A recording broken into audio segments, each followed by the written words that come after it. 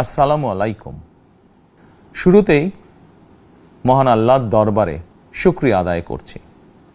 হাজারো শহীদের প্রাণের বিনিময়ে আমরা দেশ এবং জনগণের স্বাধীনতা, সার্বভৌমত্ব রক্ষা করতে পেরেছি। তাবেদার মুক্ত বাংলাদেশে জনগণের ভোটে জনগণের কাছে জবাবদিহিমূলক একটি নতুন সরকার যাত্রা শুরু করেছে। দেশে গণতন্ত্র এবং মানুষের অধিকার পুনঃপ্রতিষ্ঠার এই যাত্রা লগ্নে আমি দেশবাসীকে শুভেচ্ছা এবং আন্তরিক অভিনন্দন জানাই। স্বাধীনতা প্রিয়, গণতান্ত্রিক আমি প্রিয়। জনগণের কারণেই দেশে আবার মানুষের অধিকার, সম্মান এবং মর্যাদা পুনঃপ্রতিষ্ঠার সুযোগ সৃষ্টি হয়েছে। আমি দেশবাসীর উদ্দেশ্যে একটি বার্তা দিয়ে বলতে চাই, মুসলমান, হিন্দু, বৌদ্ধ, খ্রিস্টান তথা দল, মত, ধর্ম, বর্ণ নির্বিশেষে পাহাড়ে কিংবা সমতলে বসবাসকারী এই দেশ আমাদের সবার। প্রতিটি নাগরিকের জন্যই এই দেশকে আমরা একটি নিরাপদ ভূমিতে পরিণত করতে চাই। একটি স্বনির্ভর, নিরাপদ, মানবিক, গণতান্ত্রিক বাংলাদেশ প্রতিষ্ঠাই বিএনপি সরকারের লক্ষ্য।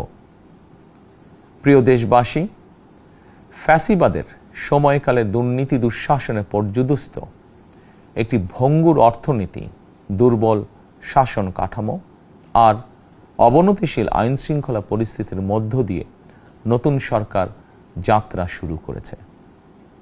আইন শৃঙ্খলা পরিস্থিতির উন্নয়ন এবং কঠোরভাবে দুর্নীতি নিয়ন্ত্রণের মাধ্যমে জনগণের মনে শান্তি, নিরাপত্তা ফিরিয়ে আনাই হচ্ছে আমাদের সরকারের প্রধান অগ্রাধিকার। সারা দেশে জুয়া এবং মাদকের বিস্তারকেও বর্তমান সরকার আইন শৃঙ্খলা অবনতির অন্যতম কারণ বলে চিহ্নিত করেছে। সুতরাং জুয়া এবং মাদক নিয়ন্ত্রণে আইন শৃঙ্খলা বাহিনী সব রকমের কঠোর পদক্ষেপ গ্রহণ করছে। জনজীবনে শান্তি ও নিরাপত্তা নিশ্চিত করতে সরকার সর্বোচ্চ উদ্যোগ গ্রহণ করছে। দেশের প্রতিটি সাংবিধানিক এবং সরকারি বেসরকারি প্রতিষ্ঠান চলবে বিধিবদ্ধ নীতি নিয়মে। দলীয় কিংবা রাজনৈতিক প্রভাব, প্রতিপত্তি অথবা জোর জবরদস্তি নয়। আইনের শাসনই হবে রাষ্ট্র পরিচালনার শেষ কথা। প্রিয় দেশবাসী, আগামীকাল থেকে সারা দেশে শুরু হতে যাচ্ছে পবিত্র মাহে রমাদান। আমি দেশবাসীকে পবিত্র মাহে রমাদানের শুভেচ্ছা জানাই। রমাদান আত্মশুদ্ধির মাস।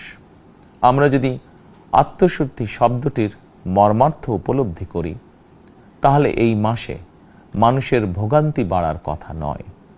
যদিও আমাদের অনেকের মধ্যেই এই মাসটিকে ঘিরে ব্যবসায় অধিক মুনাফা লাভের প্রবণতা লক্ষণীয়। আপনাদের প্রতি আমার বিনীত আহ্বান, রমাদানের পবিত্রতা রক্ষার্থে এই মাসটিকে আপনারা ব্যবসা মুনাফা লাভের মাস হিসাবে পরিগণিত করবেন না। দ্রব্যমূল্য যাতে সাধারণ মানুষের নাগালের বাইরে না যায়, এ ব্যাপারে ব্যবসায়ীরা দয়া করে সতর্ক থাকবেন। হাজারো প্রাণের বিনিময়ে একটি মাফিয়া সিন্ডিকেটের পতন ঘটিয়ে রাষ্ট্র এবং সরকারের জনগণের অধিকার প্রতিষ্ঠার অঙ্গীকার নিয়েই আমরা রাষ্ট্র পরিচালনার দায়িত্ব গ্রহণ করেছি। বিএনপি সরকার সকল ক্ষেত্রেই অনাচার, অনিয়মের সকল সিন্ডিকেট ভেঙে দিতে বদ্ধপরিকর ইনশাআল্লাহ। ক্ষুদ্র, মাঝারি কিংবা ছোট বড় সকল ব্যবসায়ীদের প্রতি বর্তমান সরকারের দৃষ্টিভঙ্গি সহজ এবং স্পষ্ট। বর্তমান সরকার ব্যবসায়ী এবং ক্রেতা সাধারণ উভয় স্বার্থ রক্ষা করেই প্রয়োজনীয় পদক্ষেপ গ্রহণ করতে চায়। সুতরাং সরকারের পক্ষ থেকে কী ধরনের উদ্যোগ গ্রহণ করলে বাজার পরিস্থিতি নিয়ন্ত্রণে থাকবে কিংবা ক্রেতা বিক্রেতা উভয়েরই স্বার্থ রক্ষা হবে, এ ব্যাপারে আপনাদের যে কোনো ধরনের পরামর্শ কিংবা অভিযোগ শুনতে সরকার প্রস্তুত। ক্রেতা বিক্রেতা গ্রহীতা এই সরকার সকলেরই সরকার। এই সরকার আপনাদেরই সরকার। আপনারাই ভোটের মাধ্যমে এই সরকারকে রাষ্ট্র পরিচালনার দায়িত্ব দিয়েছেন। আপনারাই এই সরকারের শক্তি। প্রিয় দেশবাসী, পবিত্র রমাদান মাসে রোজাদারগণ বিশেষ করে ইফতার, তারাবি, সেহরি এই সময়গুলোতে নিরবিচ্ছিন্নভাবে গ্যাস, পানি ও বিদ্যুৎ সরবরাহ পেতে চান। এই বিষয়টি নিশ্চিত করতে এরই মধ্যে আমি সংশ্লিষ্ট কর্তৃপক্ষকে নির্দেশনা দিয়েছি। অপচয় রোধ করে কৃচ্ছতা সাধন প্রতিটি মুসলমানের ঈমানি দায়িত্ব। অফিস আদালতে বিনা প্রয়োজনে কিংবা প্রয়োজনের অতিরিক্ত গ্যাস, বিদ্যুৎ, পানি খরচের ব্যাপারে সচেতনতা অবলম্বন করাও ইবাদতেরই অংশ বলেই আমি মনে করি। দেশের সকল সরকারি, বেসরকারি কর্মকর্তা, কর্মচারী এবং জনসাধারণের প্রতি কৃচ্ছতা সাধনের আহ্বান জানানোর আগে আমি সরকারের মন্ত্রী এবং বিএনপি সংসদ সদস্যদেরকে দিয়েই একটি দৃষ্টান্ত স্থাপন করতে চেয়েছি। বিএনপির সংসদীয় দলের প্রথম সভাতেই আমরা সিদ্ধান্ত নিয়েছি, বিএনপি থেকে নির্বাচিত কোনো সংসদ সদস্য সরকারি সুবিধা নিয়ে ট্যাক্স ফ্রি গাড়ি আমদানি করবেন না এবং প্লট সুবিধাও নেবেন না। আমি আপনাদের সামনে বলেছিলাম, রাষ্ট্র পরিচালনার সুযোগ পেলে বিএনপি সরকার মহানবীর ন্যায়পরায়ণতার আদর্শ অনুসরণ করবে। আমি মনে করি বিএনপির সংসদীয় দলের এই সিদ্ধান্ত ন্যায়পরায়ণতার আদর্শেরই একটি অন্যতম প্রতিফলন। প্রিয় দেশবাসী, বিভাগীয় শহরগুলিতে বিশেষ করে রাজধানী ঢাকায় যানজট অত্যন্ত নিয়ন্ত্রণহীন। হাটে, মাঠে, ঘাটে, অফিস, আদালতে জনগণের ভোগান্তির শেষ নেই। জনজীবনের নানা ক্ষেত্রে জনদুর্ভোগ লাঘব করা না গেলে জনমনে স্বস্তিও ফিরবে না। রাজধানীতে জনসংখ্যার চাপ কমাতে বিকল্প ব্যবস্থা গ্রহণ করা জরুরি হয়ে পড়েছে। মানুষ তার নিজ জেলায় কিংবা নিজের বাসা বাড়িতে থেকেও যাতে সহজভাবে সঠিক সময়ে অফিস, আদালত, ব্যবসা বাণিজ্য করতে পারেন, সেই লক্ষ্যকে সামনে রেখেই সারা দেশে রেল যোগাযোগ ব্যবস্থা ঢেলে সাজানোর উদ্যোগ নেওয়া হচ্ছে।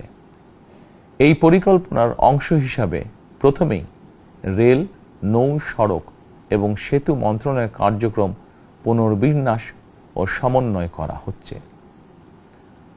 আমরা মনে করি সারা দেশে রেল যোগাযোগ ব্যবস্থার সহজ, সুলভ এবং নিরাপদ করা গেলে একদিকে যেমন জনগণের শহর কেন্দ্রিক বা নগর কেন্দ্রিক নির্ভরতা কমবে, অপরদিকে পরিবেশেরও উন্নতি হবে। প্রিয় দেশবাসী, আমাদের চারপাশে সমস্যার শেষ নেই, তবে সমস্যার পাশাপাশি সম্ভাবনাও কিন্তু কম নয়। আমাদের বৃহৎ জনগোষ্ঠীকে যদি আমরা দক্ষ জনশক্তিতে রূপান্তরিত করতে পারি, তাহলে এই জনসংখ্যাই হবে আমাদের জনসম্পদ। আমরা নিজেদেরকে দক্ষ করে গড়ে তুলতে পারলে শুধু বাংলাদেশই নয়, বিশ্ব বাজারও আমাদের জন্য উন্মুক্ত। তথ্য প্রযুক্তির সিঁড়ি বেয়ে বিশ্ব এখন কৃত্রিম বুদ্ধিমত্তার যুগে প্রবেশ করেছে। প্রযুক্তির এই প্রতিযোগিতামূলক বিশ্বে সম্মান এবং স্বচ্ছতার সঙ্গে টিকে থাকতে হলে আমাদেরকে কোনো না কোনো একটি বিষয় বা কাজে পারদর্শী হতে হবে। দেশের কোটি কোটি শিক্ষার্থী এবং তরুণ যুবশক্তির উদ্দেশ্যে বলতে চাই, মেধায়, জ্ঞানে, বিজ্ঞানে নিজেদেরকে যোগ্য করে গড়ে তোলার জন্য যত রকমের সহযোগিতা দেওয়া যায়, সব রকমের সহযোগিতা দিতে বর্তমান সরকার প্রস্তুত। কর্মসংস্থান এবং কর্মপরিবেশ নিশ্চিত করার সুনির্দিষ্ট অঙ্গীকার নিয়ে বর্তমান সরকার যাত্রা শুরু করেছে। প্রিয় দেশবাসী, দীর্ঘ 18 বছর পর দেশে ফিরে গত বছর 25শে ডিসেম্বর আমি বলেছিলাম, দেশ এবং জনগণের জন্য আই হ্যাভ এ প্ল্যান। 12ই ফেব্রুয়ারি জাতীয় নির্বাচনের আগে দেশের বিভিন্ন স্থানে ঘুরে আমার প্ল্যান, পরিকল্পনার অনেক কিছু আমি আপনাদের সামনে তুলে ধরেছিলাম। আপনারা স্বাধীনতার ঘোষকের প্রতিষ্ঠিত দল বিএনপিকে ভোট দিয়ে রাষ্ট্র পরিচালনার দায়িত্ব দিয়েছেন, সকল পরিকল্পনা বাস্তবায়নের সুযোগ দিয়েছেন। এখন এই সুযোগকে কাজে লাগিয়ে সকল অঙ্গীকার পূরণ করার দায়িত্ব বিএনপি সরকারের। আমরা আমাদের পরিকল্পনা এবং প্রতিশ্রুতি বাস্তবায়নের কাজ শুরু করে দিয়েছি ইনশাআল্লাহ। অঙ্গীকার পূরণের এই যাত্রাপথে আমরা ভবিষ্যতের দিনগুলোতেও আপনাদের অব্যাহত সমর্থন প্রত্যাশা করি। প্রিয় দেশবাসী, সরকার প্রধান হিসাবে আমি দেশবাসীর উদ্দেশ্যে একটি বিষয়ে প্রতি দৃষ্টি আকর্ষণ করে বলতে চাই। নবগঠিত সরকার গঠনের সুযোগ দিতে যারা বিএনপিকে ভোট দিয়েছেন কিংবা দেননি অথবা কাউকেই ভোট দেননি, এই সরকারের প্রতি আপনাদের সবার সমান অধিকার। বিএনপি সরকার বিশ্বাস করে দল, মত, ধর্ম, দর্শন যার যার, রাষ্ট্র সবার। এই দেশে, এই রাষ্ট্রে একজন বাংলাদেশী হিসাবে আপনার, আমার, আমাদের প্রতিটি বাংলাদেশী নাগরিকের অধিকার সমান। প্রিয় দেশবাসী, আল্লাহ আমাদের সবাইকে নিরাপদ এবং সুস্থ রাখুন। আল্লাহ আমাদের সকলকে ইতিবাচক পরিকল্পনাগুলো বাস্তবায়নের তৌফিক দিন। পবিত্র রমাদান মাস শুরুর শুভ লগ্নে আল্লাহর দরবারে এই নিবেদন রেখে আমার বক্তব্য শেষ করছি। আল্লাহ হাফেজ। বাংলাদেশ জিন্দাবাদ।